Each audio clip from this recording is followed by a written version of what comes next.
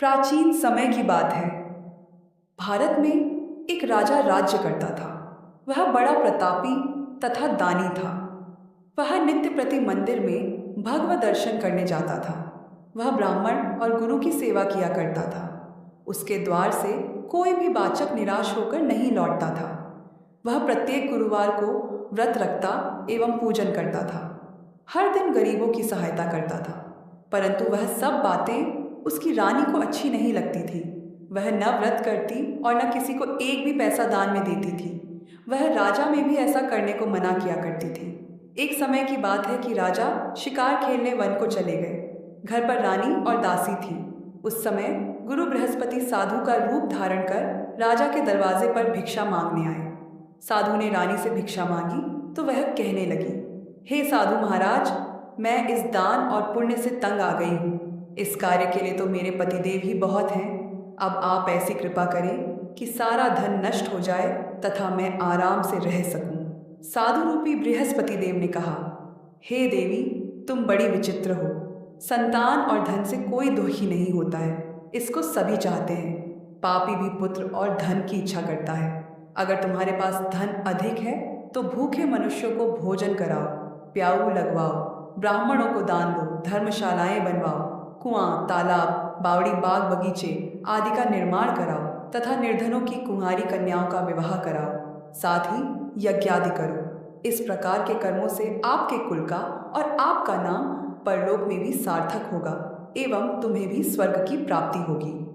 परंतु रानी साधु की इन बातों से खुश नहीं हुई। उसने कहा, हे साधु महाराज, मुझे ऐसे धन की आवश्यकता नहीं जिसको मैं अन्य लोगों को दान देती फिरूं तथा जिसको रखने और संभालने में ही मेरा सारा समय नष्ट हो जाए। साधु ने कहा, हे देवी, यदि तुम्हारी ऐसी ही ये इच्छा है तो जैसा मैं तुम्हें बताता हूँ तुम वैसा ही करना। बृहस्पतिवार के दिन घर आंगन को गोबर से लीपना, अपने केशों को पीली मिट्टी से धोना, केशों को धोते समय स्नान करना, राजा से कहना वह हजामत करवाए, भोजन में मांस मदिरा खाना, कपड़े धोबी के यहाँ धुलने देना। इस प्रकार 7 बृहस्पतिवार करने से तुम्हारा सारा धन नष्ट हो जाएगा। यह कहकर साधु महाराज रूपी बृहस्पति देव अंतर्धान हो गए। रानी ने साधु के कहने के अनुसार 7 बृहस्पतिवार तक वैसा ही करने का विचार किया। साधु के बताए अनुसार कार्य करते हुए केवल 3 बृहस्पतिवार ही बीते थे कि उसकी समस्त धन संपत्ति नष्ट हो गई। भोजन के लिए दोनों समय परिवार तरसने लगा तथा सांसारिक भोगों से दुखी रहने लगा। तब राजा रानी से कहने लगा कि हे रानी, तुम यहाँ पर रहो, मैं दूसरे देश को जाता हूँ, क्योंकि यहाँ पर मुझे सभी मनुष्य जानते हैं, इसलिए मैं यहाँ पर कोई काम नहीं कर सकता। मैं अब परदेश जा रहा हूँ, वहाँ कोई काम धंधा करूँगा, शायद हमारे भाग्य बदल जाएं। ऐसा कहकर राजा परदेश चला गया। वह वहाँ जंगल से लकड़ी काट कर लाता और शहर में बेचता। इस तरह जीवन व्यतीत करने लगा। इधर राजा के बिना रानी और दासियां दुखी रहने लगीं। किसी दिन भोजन मिलता और किसी दिन जल पीकर ही रह जाती। एक समय रानी और दासियों को 7 दिन बिना भोजन के व्यतीत करने पड़े तो रानी ने अपनी दासी से कहा, हे दासी, यहाँ पास ही के नगर में मेरी बहन रहती है। वह बड़ी धनवान है। तू उसके पास जा और वहाँ से 5 सेर बेजर मांग कर ले आ, जिससे कुछ समय के लिए गुजारा हो जाएगा। दासी रानी की बहन के पास गई। रानी की बहन उस समय पूजा कर रही थी। बृहस्पतिवार का दिन था।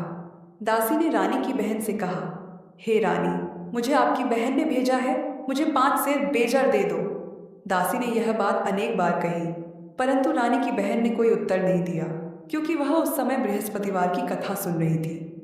जब दासी को रानी की बहन से कोई उत्तर नहीं मिला तो वह बहुत दुखी हुई। उसे क्रोध भी आया।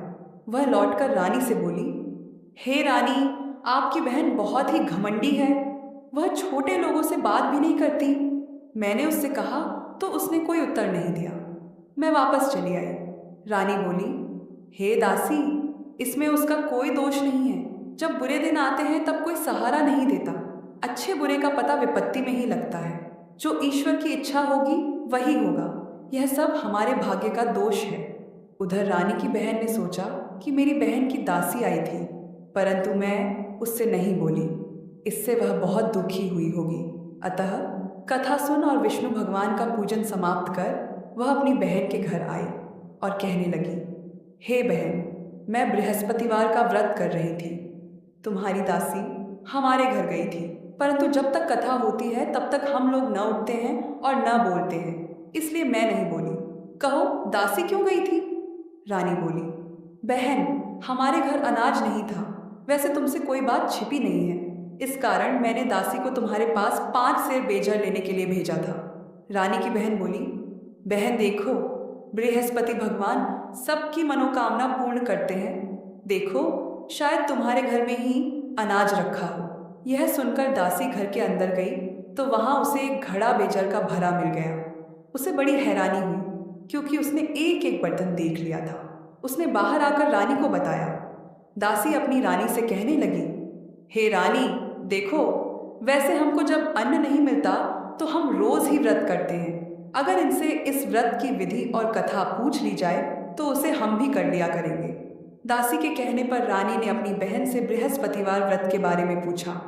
उसकी बहन ने बताया, हे रानी बहन, बृहस्पतिवार को सूर्योदय से पूर्व उठकर स्नान करके बृहस्पतिवार का व्रत करना चाहिए, लेकिन उस दिन सिर नहीं धोना चाहिए।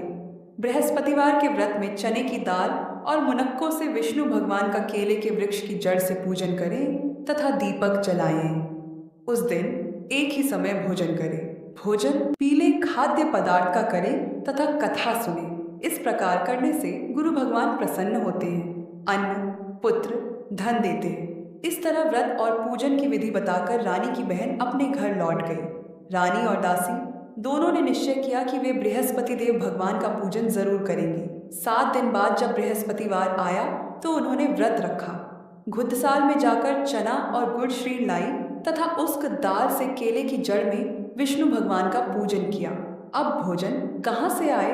दोनों बड़ी दुखी हुई, परंतु उन्होंने व्रत किया था, इस कारण बृहस्पति देव भगवान प्रसन्न थे। वे एक साधारण व्यक्ति के रूप में 2 बालों में सुंदर पीला भोजन लेकर आए और दासी को देकर बोले, हे दासी, यह भोजन तुम्हारे और रानी के लिए है, तुम दोनों करना। दासी भोजन पाकर बड़ी प्रसन्न हुई और रानी से बोली, रानी जी, भोजन कर लो। रानी को भोजन आने के बारे में कुछ पता नहीं था, इसलिए वह दासी से बोली, जा, तू ही भोजन कर, क्योंकि तू हमारी व्यर्थ में हंसी उड़ाती है। दासी बोली, एक व्यक्ति अभी भोजन दे गया है। रानी कहने लगी, वह भोजन तेरे ही लिए दे गया है, तू ही भोजन कर। दासी ने कहा, वह व्यक्ति हम दोनों के लिए 2 थालों में भोजन दे गया है, इसलिए मैं और आप दोनों ही साथ साथ भोजन करेंगे। फिर दोनों ने गुरु भगवान को नमस्कार कर भोजन प्रारंभ किया। उसके बाद से वे प्रत्येक बृहस्पतिवार को गुरु भगवान का व्रत और पूजन करने लगी। बृहस्पति भगवान की कृपा से उनके पास धन हो गया, परंतु रानी फिर पहले की तरह से आलस्य करने लगी। तब दासी बोली, देखो रानी, तुम पहले भी इस प्रकार आलस्य करती थी, तुम्हें धन के रखने में कष्ट होता था, इस कारण सभी धन नष्ट हो गया। अब गुरु भगवान की कृपा से धन मिला है तो फिर तुम्हें आलस्य होता है। बड़ी मुसीबतों के बाद हमने यह धन पाया है, इसलिए हमें दान पुण्य करना चाहिए। तुम भूखे मनुष्यों को भोजन कराओ, प्याऊ लगवाओ, ब्राह्मणों को दान दो, कुआं, तालाब, बावड़ी आदि का निर्माण करवाओ, मंदिर पाठशाला बनवाकर दान दो, कुंवारी कन्याओं का विवाह करवाओ, धन को शुभ कार्यों में खर्च करो, जिससे तुम्हारे कुल का यश बढ़े तथा स्वर्ग प्राप्त हो और पितृ प्रसन्न हो। दासी की बात मानकर रानी ने इसी प्रकार के कर्म करने प्रारंभ किए, जिससे उनका काफी यश फैलने लगा। एक दिन रानी और दासी आपस में विचार करने लगी कि न जाने राजा किस दशा में होंगे, उनकी कोई खोज खबर नहीं है। गुरु भगवान से उन्होंने प्रार्थना की और भगवान ने रात्रि में राजा को स्वप्न में कहा, हे राजा उठ, तेरी रानी तुझको याद करती है, अब अपने देश को लौट जा। राजा प्रातःकाल उठकर जंगल से लकड़ियां काटकर लाने के लिए जंगल की ओर चल पड़ा। जंगल से गुजरते हुए वह सोचने लगा, रानी की गलती से कितने दुख भोगने पड़े। राजपाट छोड़कर उसे जंगल में आकर रहना पड़ा। जंगल से लकड़ियां काटकर उन्हें बेचकर गुजारा करना पड़ा। उसी समय उस जंगल में बृहस्पति देव एक साधु का रूप धारण कर आए और राजा के पास आकर बोले, हे लकड़हारे, तुम इस सुनसान जंगल में किस चिंता में बैठे हो? मुझे बतलाओ। यह सुन राजा के नेत्रों में जल भर आया और साधु की वंदना कर बोला, हे प्रभु, आप सब कुछ जानने वाले हैं। इतना कहकर राजा ने साधु को अपनी संपूर्ण कहानी सुना दी। महात्मा तो स्वभाव से ही दयालु होते हैं। वे राजा से बोले, हे राजा, तुम्हारी पत्नी ने बृहस्पति देव के प्रति अपराध किया था, जिसके कारण तुम्हारी यह दशा हुई। अब तुम किसी प्रकार की चिंता मत करो, भगवान तुम्हें पहले से अधिक धन देंगे। देखो, तुम्हारी पत्नी ने बृहस्पतिवार का व्रत करना प्रारंभ कर दिया है।